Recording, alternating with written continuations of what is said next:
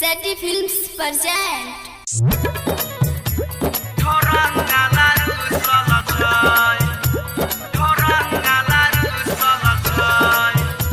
अखन अहाँ सब सुनि रहल छी पवन पुरवैया सहनी के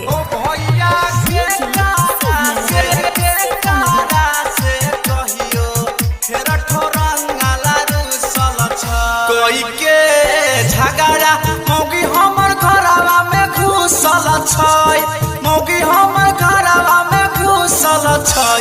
हो भैया के कारा से कहियो दिल के बात, मोर मौगी आई ठो रंगाला रुसल छै।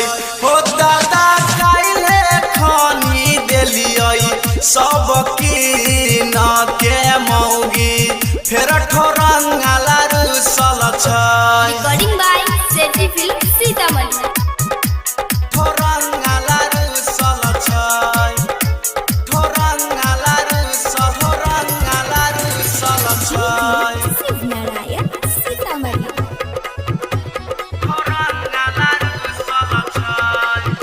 पाउडर क्रीम सबटा परस में ठूसल छै, मेकअप के परस में ठूसल छै। हो भैया के कारा से कहियो मन के बात, मोरा मौगी आई ठो रंगाला रुसल छै। हो दादा काइले खनी देलियै सब कीन के मौगी फेर ठो रंगाला रुसल छै। ठो रंगाला रुसल छै, ठो रंगाला रुसल छै। शिव नारायण सीतामढ़ी।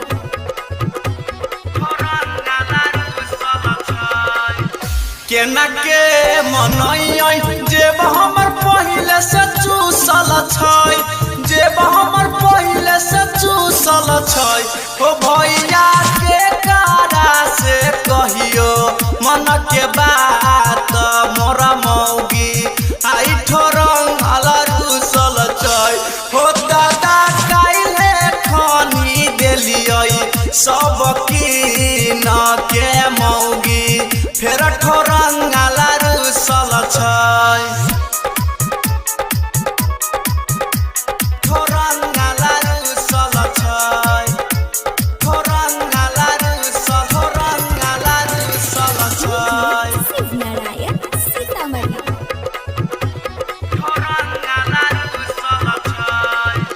हालांकि बतैयो पवन पुरवैया नहीं कुशल छै, मलिकर केस नहीं कुशल छै।